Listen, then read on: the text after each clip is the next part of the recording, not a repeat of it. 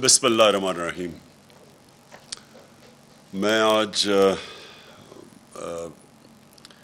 اپنی پچھلی جو ہماری گورنمنٹ تھی، مجھے بڑی خوشی ہوتی ہے بتاتے ہوئے کہ آج جو اکنامک سروے آف پاکستان، جس میں اعداد و شمار آج پبلک کے سامنے آئے ہیں، تو مجھے خوشی یہ ہوتی ہے کہ جو ہم کہتے جا رہے تھے کہ پاکستان پچھلے 2 سال میں جس طرح کی ترقی کر رہا تھا، جس طرح کی اس کی جو گروتھ ریٹ ہے، یعنی جو یہ ثابت کرتا ہے کہ ملک میں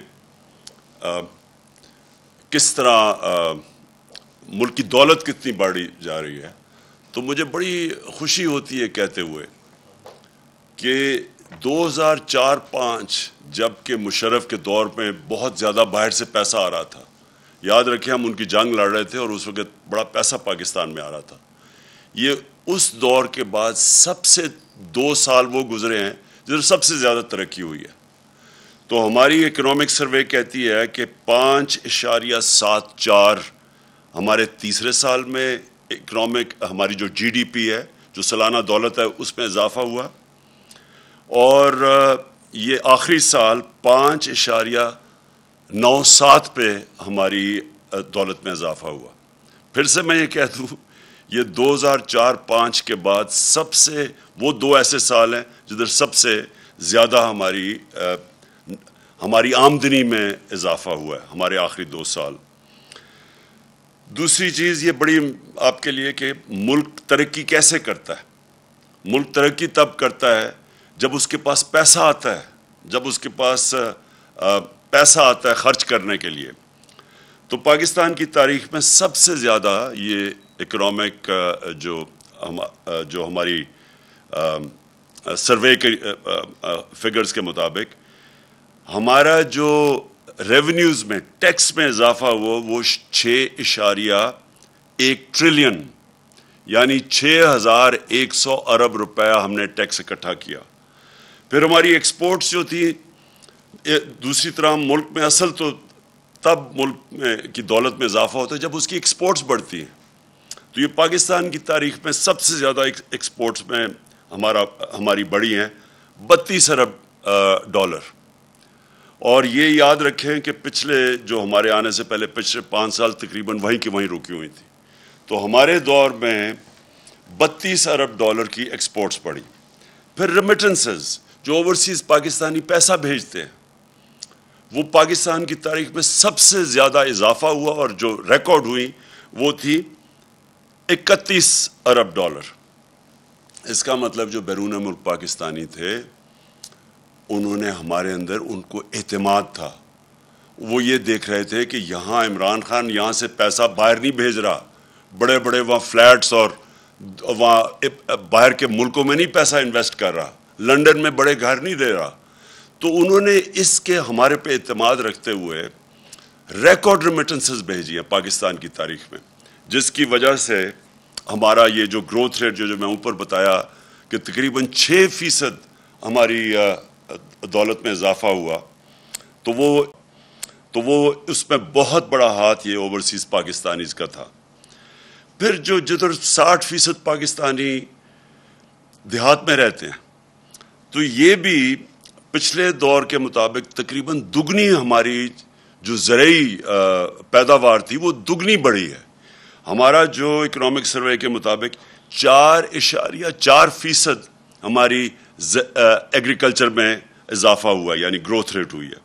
تو یہ اگر آپ پچھلے دور کے مطابق ان کے مقابلے میں دیکھیں، اسے موازنہ کریں، تو یہ پہلی دفعہ اتنا زیادہ پیسہ گیا ہمارے کسانوں کے پاس۔ کبھی پچھلے 10-15 سال میں کسانوں کے پاس اتنا پیسہ نہیں آیا، اور اس کی بہت بڑی وجہ کہ ہم نے جو انسینٹیوز دیے، ہم نے یہ جو شوگر مافیا تھا، یہ پیسے نہیں دیتا تھا کسانوں کو، وقت پہ پیسہ دلوایا اور پوری قیمت دلوائی۔ پہلے کٹوتی ہوتی تھی، پورا پیسہ نہیں پہنچتا تھا، قانون بنائے، ان کو ٹائم پہ پیسہ دلوایا۔ جب کسان کے پاس پیسہ آیا، اس نے اپنے زمینوں پہ لگایا، اس کی وجہ سے ریکارڈ 2 سال ریکارڈ ہماری فصلوں میں بمپر کراپس ہوئی، پیداوار بڑی ریکارڈ پیداوار ہوئی. پھر انڈسٹری, یہ جو گروتھ ریٹ بڑی ہے اس میں بہت بڑا ہاتھ انڈسٹری کا ہے. انڈسٹری ہماری بڑی 7.2% پہ, اور جو لارج سکیل مینوفیکچرنگ ہے جس میں دولت میں بھی زیادہ اضافہ ملک میں ہوتا ہے اور جس جو روزگار بھی دیتا ہے, وہ لارج سکیل مینوفیکچر 10.4% اس پہ گروتھ ریٹ ہوئی.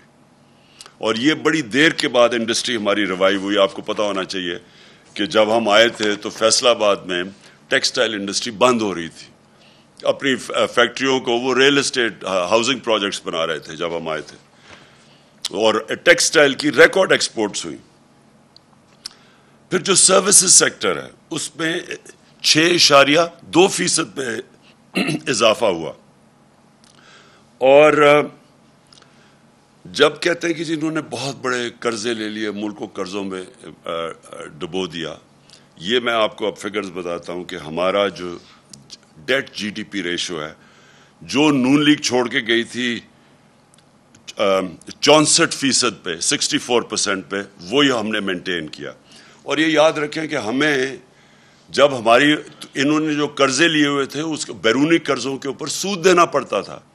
ان کے زمانے میں آدھا یہ سال کا ڈالرز ان کا سود پہ واپس جاتا تھا ڈیٹ ریپیمنٹ پہ, ہمارا دگنا تھا. اس کے باوجود ہماری debt G D P ratio وہ چینج نہیں ہوئی, 64% پہ رہی ہے. پھر جو اس کی وجہ سے جو روزگار ہے, ورلڈ بینک کی سروے ہے کہ سارے بر صغیر میں جس میں سب سے زیادہ روزگار پیدا ہوا اور پچھلی گورنمنٹ سے زیادہ, وہ ہمارے دور میں تھا. یعنی بے روزگاری سب سے زیادہ جو کم بے روزگاری تھی وہ پاکستان میں تھی بنسبت سارے ہندوستان کے بر صغیر میں. پھر ہم نے ڈیمز شروع کی.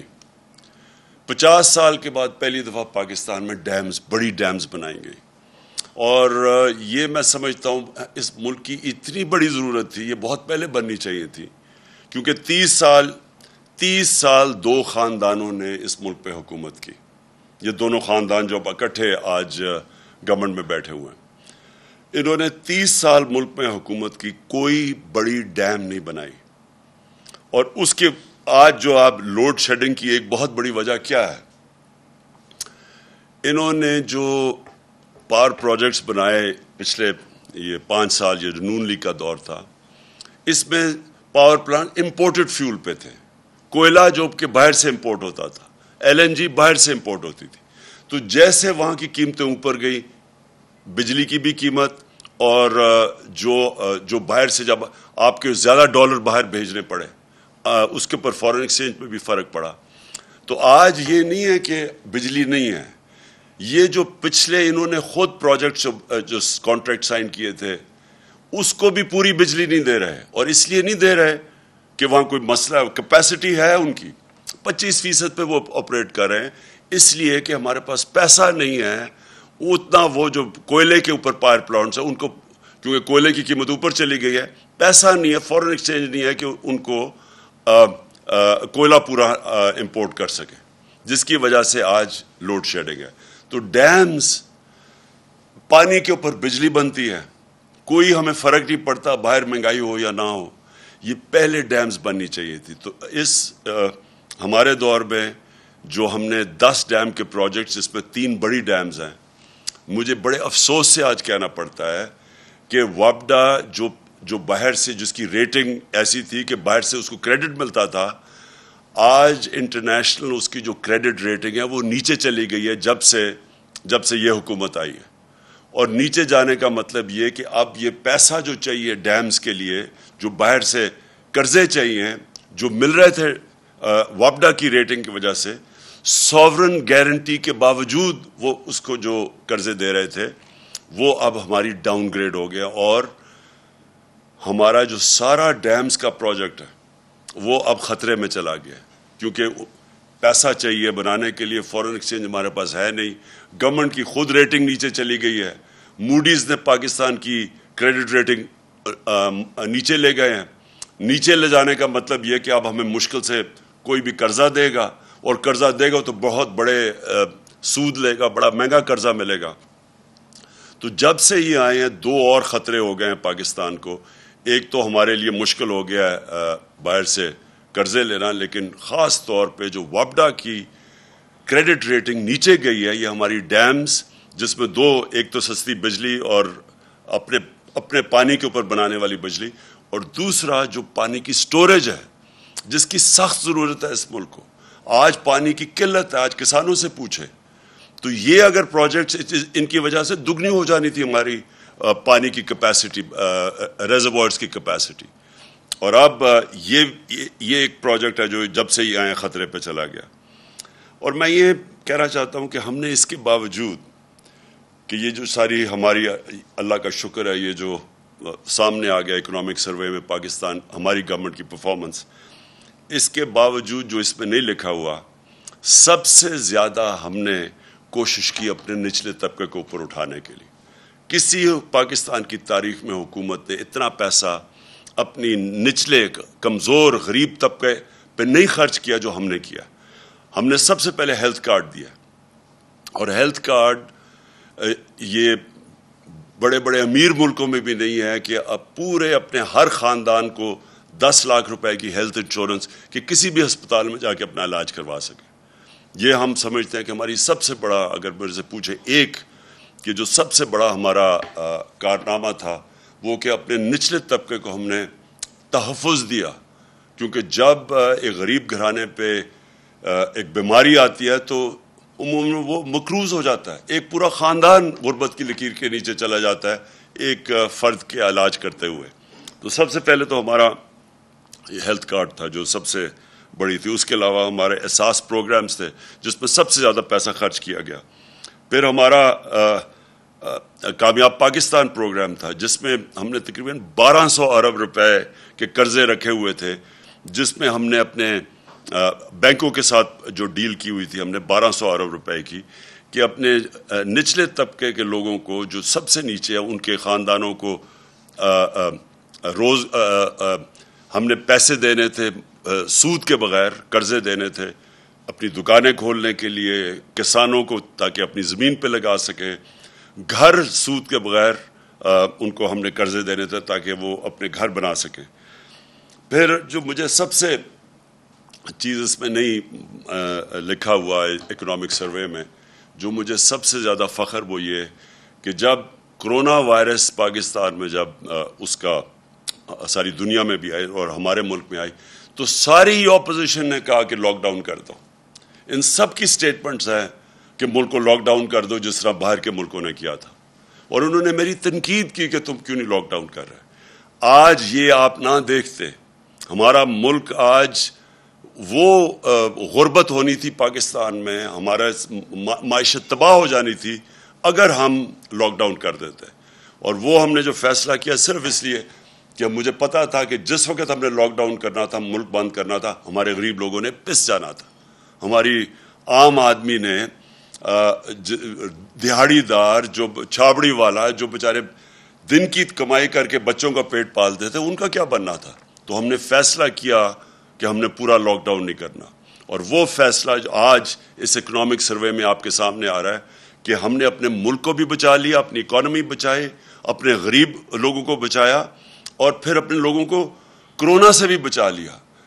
مقابلہ کریں ہندوستان میں جدھر اب لیٹسٹ جو BBC کی میں رپورٹ پڑھ رہا تھا کہ 50 لاکھ لوگوں کی جانیں گئی ہیں کرونا سے, اس کا مقابلہ کریں پاکستان سے. اللہ کا کرم ہے ہمارا 31,000 ٹوٹل ہمارے جو اموات ہوئی تھی. تو وہ بہت بڑی کامیابی تھی, اور جو میں اس میں اکنامک سروے میں نہیں آئی. اب جب سے یہ حکومت آئی ہے, یہ ذرا 2 مہینے ہوئے ہیں اب, تو 2 مہینے میں ہوا کیا ہے. سب سے پہلے تو ساری تنقید ہمارے اوپر ہوئی 3.5 سال میں کہ جی انہوں نے مہنگائی کر دی, لوگوں کو معاشی قتل کر دیا مہنگائی کر کے, مہنگائی مارچ بھی کر دی کہ جی مہنگائی مارچ کر کے گورنمنٹ گراؤ, لوگوں کا بہت برا حال ہے. جو ٹی وی دیکھو, جو ان کے خاص ان کے صحافی تھے, اور میں دیکھ رہا ہوں کہ آج بڑی خاموشیاں ان کے اندر, جو ان کے پیٹ صحافی تھے, وہ جا کے پبلک میں لے کے جا رہے ہیں, مائک جی بتائیں آپ کا کیا حال ہے, اور وہ کہیں جی بڑا مہنگائی ہے, کدھر رہنے آپ پاکستان, اور ہمیں بڑا برا بھلا کہا گیا. تو جب یہ آئے تھے تو بڑی انہوں نے سازش اتنی بڑی کی, ملک میں کسی طرح اس گورنمنٹ کو گرایا جائے, تباہ کر رہی ہے. تو انہوں سب سے پہلے تو ان کو مہنگائی کم کرنی چاہیے تھی, لیکن انہوں نے کیا مہنگائی کم کی. ہمارے 3.5 سال میں جو پٹرول کی قیمت بڑھی 3.5 سال میں وہ 55 روپے لیٹر تھا, اور ڈیزل کی قیمت جو بڑھی وہ تقریباً 50 یا 51 روپے لیٹر تھا. انہوں نے آتے ساتھ ہی پچھلے 10 دنوں میں 60 روپے لیٹر پٹرول کی قیمت بڑھائی اور 60 روپے لیٹر ڈیزل کی قیمت بڑھائی.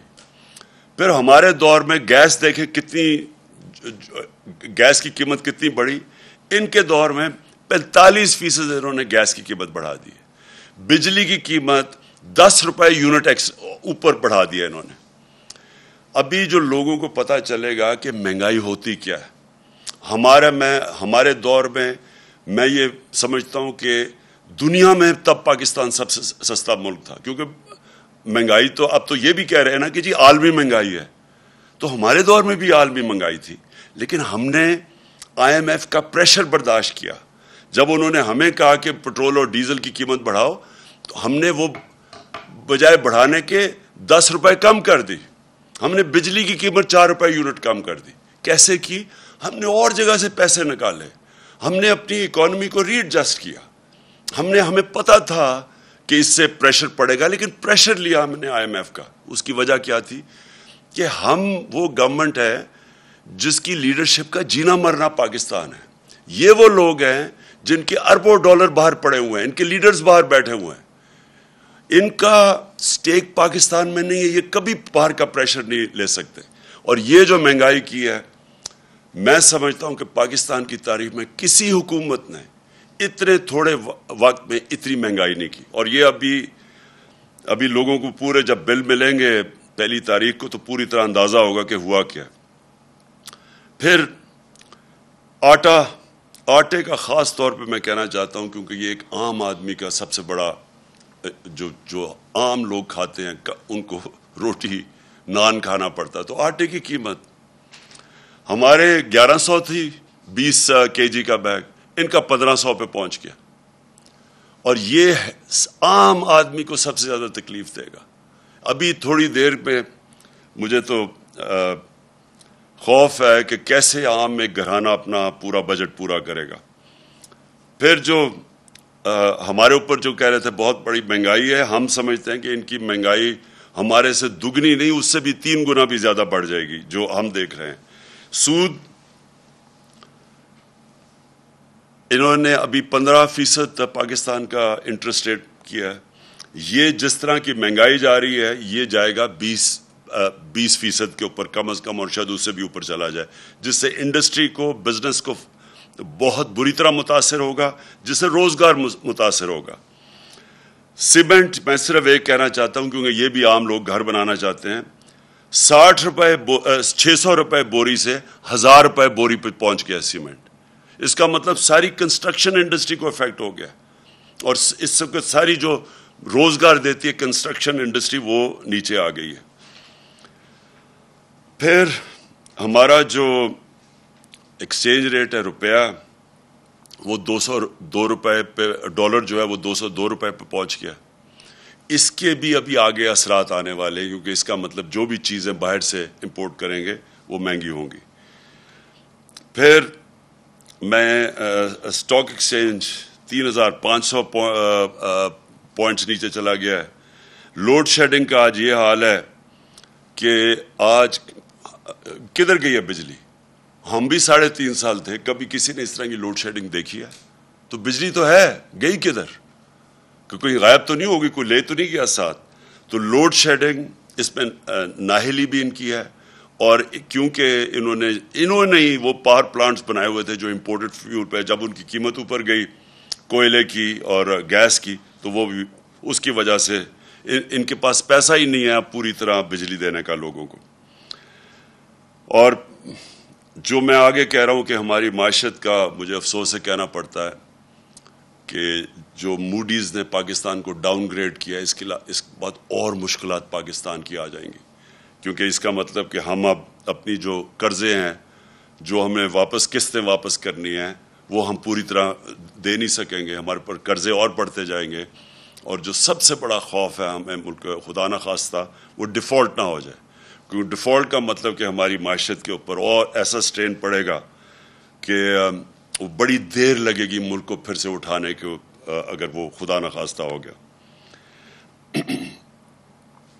اب میں جو اصل چیز پہ آیا ہوں کہ اگر ان کی تیاری نہیں تھی، اگر یہ معاشی طور پہ تیار ہی نہیں تھے کہ ملک کو سنبھالنا، تو کیا وجہ تھی کہ اتنی سازش کر کے حکومت گرائی ہے؟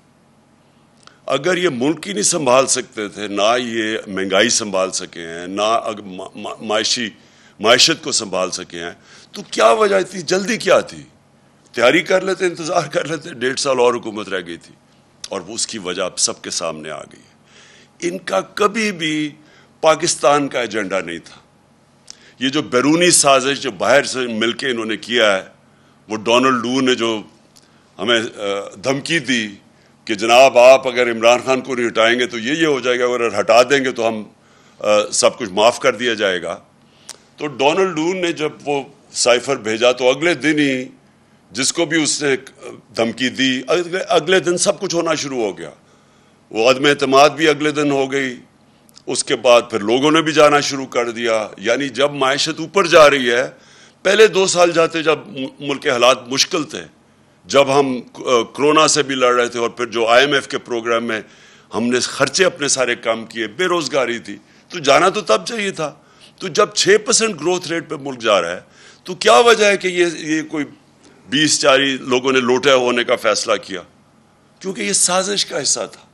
وہ اس لیے نہیں جا رہے تھے کہ ملک کے اب حالات برے ہیں، وہ اس لیے جا رہے تھے کہ یہ پلان کیا ہوا تھا گورنمنٹ گرانے کا، اور یہ بیرونی سازش کے اندر یہ ملے ہوئے تھے ساتھ، یہ جو میر جعفر اور میر صادق ہے۔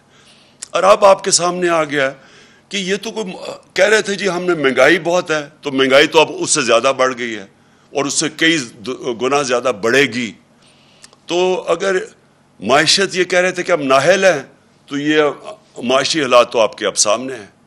اصل میں یہ کیوں آئے تھے؟ یہ آئے تھے اس ملک میں اپنے کرپشن کے کیسز ختم کرنے کے لیے، یہ آئے تھے NRO 2 لینے کے لیے۔ NRO 1 کیا تھا جنرل مشرف نے، جس میں اس ملک کی تباہی ہوئی، جس میں یہ دونوں نے آ کے ملک لوٹا، 4 گنا زیادہ ہمارے قرضے بڑھائے۔ اور اب یہ NRO 2 تھا کہ جو انہوں نے 10 سال میں چوریاں کی تھی وہ معاف کروانے آئے تھے۔ اب یہ تماشا دیکھیں کیا ہو رہا ہے۔ آج یہ نیب کا جو بل پاس کریں گے، اس سے زیادہ شرمناک چیز اس ملک میں ہو ہی نہیں سکتی۔ شہباز شریف اب پرائم منسٹر نیب کا سربراہ بن جائے گا۔ FIA جس کے اندر ان کے اوپر وہ مقصود چپڑاسی کے کیس تھے، اور وہ جو 4 ارب اس کا تھا، 4.25 ارب، اور 16 ارب نوکروں کے نام پہ، اور پھر 24 ارب کے ٹوٹل ان کے اس کے شہباز شریف کے کیسز تھے۔ اب یہ FIA کے اوپر بھی خود بیٹھ گیا، نیب کے اوپر بھی خود بیٹھ گیا۔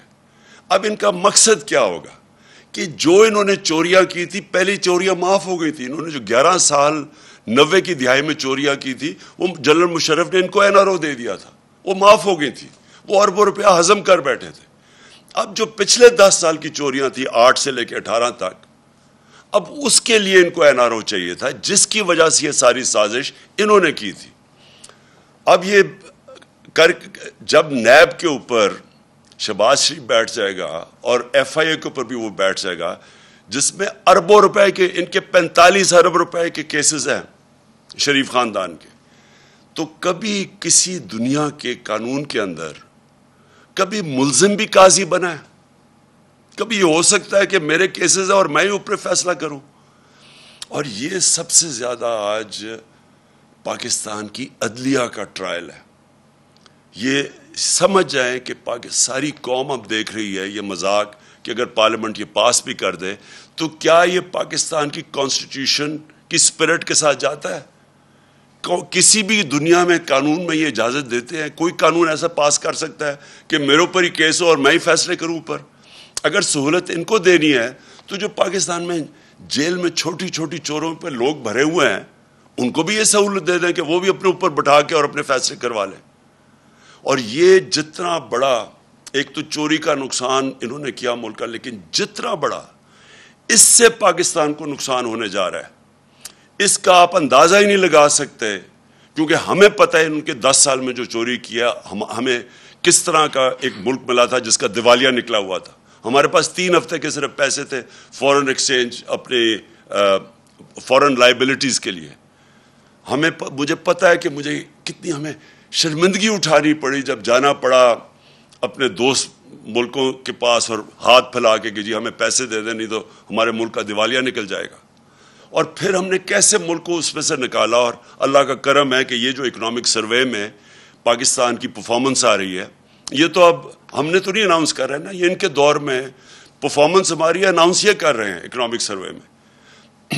تو پھر یہ جو انہوں نے تباہی کی اپنے 10 سالوں میں، اب کیا ہے ان کو ساری قوم دیکھے گی اور یہ ساری چیزوں سے یہ بچ جائیں گے اور ان کو معافی دے دی جائے گی جبکہ غریب لوگ جیلوں میں رہیں گے.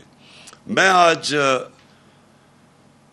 اپنی قوم کے سامنے یہ کہنا چاہتا ہوں کہ دیکھیں یہ ہمارے لیے ایک فیصلہ کن وقت ہے.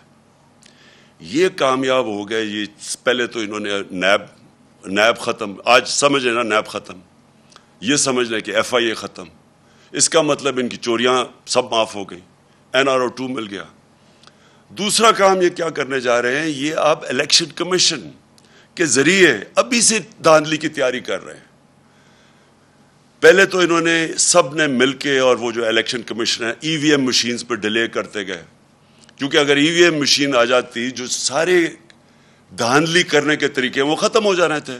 جیسے ہی الیکشن ختم ہوتا ہے بٹن دباؤ رزلٹ آ جانا تھا. انہوں نے وہ ہونے نہیں دیا. اور جو ساری دھاندلی ہوتی ہے وہ جیسی الیکشن پولنگ ختم ہوتی ہے اور رزلٹ اناؤنس ہونے کے بیچ میں ساری طریقے ہوتے ہیں دھاندلی کرنے کے. تو پہلے تو وہ نہیں آنے دیا. پھر اوورسیز پاکستانی ان کے لیے انہوں نے قانون، ان کو ووٹنگ ان کا حق لے لیا. پہلی چیز کہ وہ لوگ جو سب سے بڑا اثاثہ ہے اس ملک کا بیرون ملک پاکستانی، جو یہاں ابھی آپ کو میں نے بتایا 31 ارب ڈالر جنہوں نے بھیجا اس ملک کو. دیکھ لیں کہ IMF نے کتنا ہمیں اب تک پیسے دیے یا امداد کتنی آئی ہے، اور دیکھ لیں کہ ان لوگوں نے اس ملک کے اوپر ہمارے اوپر کس طرح اس ملک کی خدمت کی ہے. ان کو یہ ووٹنگ رائٹ صرف اس لیے نہیں دے رہے کہ ان کو ڈر ہے کہ وہ ان کو ووٹ نہیں ڈالیں گے. تو اور دھاندلی کی تیاری ہو رہی ہے، وہ ہم پوری حلقہ بندیوں کے اندر ہمیں نظر آ رہی ہیں چیزیں. ہم پورا بھی اس پہ بھی عدالت میں جائیں گے کہ کس طرح انہوں نے لوگوں کی ووٹ ادھر ادھر کی ہے، کس طرح انہوں نے مینیج کی، اور ابھی سے تیاری کر رہے ہیں دھاندلی کی. کیونکہ یہ کبھی بھی دھاندلی کے بغیر یہ جیت نہیں سکتے، کیونکہ ان کے پبلک کے اندر تو نکل نہیں سکتے یہ. اب جس طرح انہوں نے سازش کر کے اور اب جو لوگوں کی کمر توڑی ہے مہنگائی کے ذریعے، تو اس لیے اب یہ کریں گے کیا. انہوں نے سب سے پہلے اپنے کیسز ختم، اس کے بعد الیکشن کو کیسے انہوں نے دھاندلی کے ذریعے جیتنا ہے، اور تیسری چیز انہوں نے کیسے خوف پھیلانا ہے لوگوں کے. جس طرح انہوں نے ایک پرامن احتجاج کے اوپر جو ظلم کیا ہے پاکستان کی تاریخ میں، شاید کسی مارشل لاء میں ایسا ہوا ہو. کسی جمہوریت کے اندر میں نے اس طرح کا پولیس کو ظلم نہیں کرتے دیکھا جو انہوں نے کیا ہمارے لوگوں کے اوپر. اور مجھے افسوس سے کہنا پڑتا ہے کہ اس کے اوپر جو ہم رسپانس ایکسپیکٹ کر رہے تھے اپنے انصاف کے نظام سے، وہ ابھی تک ہمیں نہیں ملا. صرف تفتیش کر لیں کہ کس طرح انہوں نے عورتیں بچوں کے اوپر جو ظلم کیا ہے پولیس نے، اور یہ پلان کر کے کیا. جس طرح ماڈل ٹاؤن میں انہوں نے خوف پھیلانے کے لیے جو قتل کیے تھے لوگ اور بچ گئے ابھی تک، کہ دن دہاڑے انہوں نے لوگوں کو 14 یا لوگوں کو قتل کیا اور 60 لوگوں کو گولیاں ماری، ٹی وی کے اوپر مار رہے تھے. اسی طرح یہ خوف پھیلانے کے لیے انہوں نے کیا. اور یہ جو FIR میرے اوپر، ہمارے اوپر، سب کے اوپر FIRs کاٹ دیے. یہ کبھی بھی نہیں ہوا کہ بلاسفمی کی FIR حکومت کاٹے کسی کے خلاف. یہ پاکستان کی تاریخ میں نہیں ہوا. وہ ہمارے اوپر انہوں نے FIRs کاٹی ہوئی ہیں.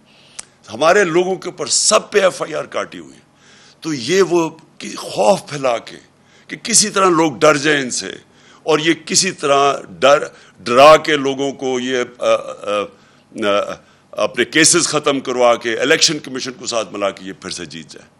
تو میں آج یہ اپنی ساری قوم کے سامنے رکھنا چاہتا ہوں کہ یہ ہمارے لیے ایک فیصلہ کن وقت ہے. ہمارے سامنے ایف آئی اے کو جو انہوں نے کیا ہے, میں وہ ایف آئی اے کے جو ڈاکٹر رضوان جو ان کے کیس کی تفتیش کر رہے تھے, ہارٹ اٹیک سے وہ مر گئے, کوئی ان کی ہسٹری نہیں تھی ہارٹ ڈیزیز کی. پھر ایک اصغر تھے, وہ بھی تفتیش کر رہے تھے ایف آئی اے کے ان کے کیسز کے اوپر, اس کو ہارٹ اٹیک ہو گیا. اب آج ہم سنتے ہیں کہ مقصود چپڑاسی جس کے اکاؤنٹ میں انہوں نے 4.25 ارب روپیہ 375 کروڑ روپیہ اس کے اکاؤنٹ میں ڈالا تھا اور اس کو باہر بھگایا ہوا تھا دبئی, آج پتہ چلے وہ دبئی میں ہارٹ اٹیک سے مر گیا. میں یہ سمجھتا ہوں کہ ان سب کے اوپر تفتیش ہونی چاہیے. یہ ہو ہی نہیں سکتا کہ ان کے جب بھی کوئی کیسز ہوں یا وہ ایل ڈی اے میں آگ لگ جاتی ہے ان کے ریکارڈز کے اندر. ہمارے دور میں کیوں نہیں کسی آگ لگی, کئی ریکارڈز جلے ہیں, ان کی کتنی دفعہ ریکارڈز جلے ہیں. یہ پورا مافیا اسٹائل ان کا آپریشن ہے. خوف پھیلاتے ہیں, لوگوں کو ڈراتے ہیں, پھر خریدتے ہیں, یا خریدتے ہیں یا ڈراتے ہیں. اس کے اوپر پوری تفتیش ہونی چاہیے کہ یہ مقصود چپڑاسی بھی ہارٹ اٹیک سے گیا اور یہ دو بھی. اور پھر ایک ایف آئی اے کے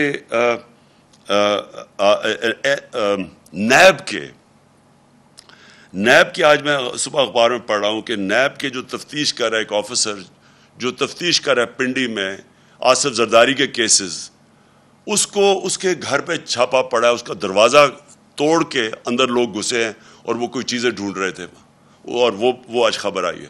تو جب آفیسرز ہی نہیں, کون ان کے خلاف بولے گا؟ اب جب یہ اوپر بیٹھ گئے ہیں تو ان کو تو سارا ایک مافیا کنٹرول ہو گیا. تو میں آج آخر میں یہ بات کرنا چاہتا ہوں کہ, اور یہ میری آخری بات ہے آپ سب سے, کہ دیکھیں ہمارے پاس اب دو راستے ہیں. ہم چپ کر کے یہ سہ جائیں تو یہ ملک جس طرف جا رہا ہے اور جدھر یہ لے کے جا رہے ہیں اس کا کوئی مستقبل نہیں ہے. معیشت کا آپ نے دیکھ لیا, مہنگائی آپ نے دیکھ لی. اب یہ جو کنٹرول کریں گے سارے ادارے, ان ساروں کو ختم کریں گے, اور یہ جتنے بھی پاکستان کے ادارے ہیں آہستہ آہستہ, کیونکہ انہوں نے اپنے آپ کو اوپر رکھنا قانون سے, کیونکہ یہاں قانون کی بالادستی نہیں ہوگی, یہاں ان ڈاکوؤں کی کنٹرول ہوگا.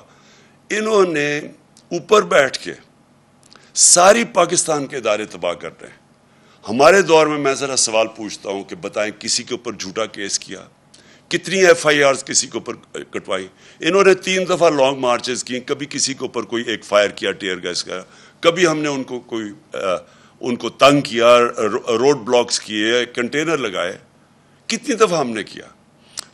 میں نے کبھی عدالتوں کے اندر کبھی انٹرفیئر کیا, کبھی ہم نے نیب کے اندر کوئی انٹرفیئر کیا, کبھی ایف آئی اے سے کوئی جھوٹے کیسز بنائے. ہم سب کے اوپر کیسز بن رہے ہیں, ساروں کو ڈرایا دھمکایا جا رہا ہے. کبھی ہم نے الیکشن کمیشن کبھی ہوا ہی نہیں ہے کہ سٹنگ گورنمنٹ کے خلاف سارے الیکشن کمیشن کے فیصلے آ رہے ہیں. یہ کبھی ایسے نہیں ہوا, کیونکہ ہم نے اداروں کو بجائے کنٹرول کرنے کے ان کو چلنے دیا, بلکہ مضبوط کرنے کی کوشش کی. آج یہ سارے ادارے تباہ کریں گے. یہ جدھر اب جو آگے جو نظام ہے, مجھے خوف ہے کہ یہ اب عدلیہ کے اوپر جائیں گے. ہمیشہ ان کی ماضی دیکھ لیں, سپریم کورٹ کے اوپر ڈنڈوں سے حملہ کیا, بریف کیس گئے جو جسٹس سجاد علی شاہ کہتے ہیں کہ اپنی کتاب میں کہ کوئٹہ بینچ کو پیسے چلائے گئے. تو یہ انہوں نے سارے ادارے کنٹرول کرنے کی کوشش کرنی ہے, کیونکہ یہ ملک کی بہتری کے لیے نہیں آئے, یہ ایک مافیا کنٹرول ہے. لہٰذا اس کے خلاف انشاءاللہ ہم سپریم کورٹ سے کلیریفیکیشن لے رہے ہیں. اپنی جو ہمارا اگلے لائے عمل ہے لانگ مارچ کا, جیسے مجھے ملے گا میں اعلان کروں گا انشاءاللہ ایک ایسا احتجاج جو ہمارے شہری نکلیں گے اور کم از کم اپنی آواز بلند کریں گے. یہ جو یہاں اس ملک میں ہم سب کے سامنے یہ ظلم ہو رہا ہے. پاکستان پائندہ باد.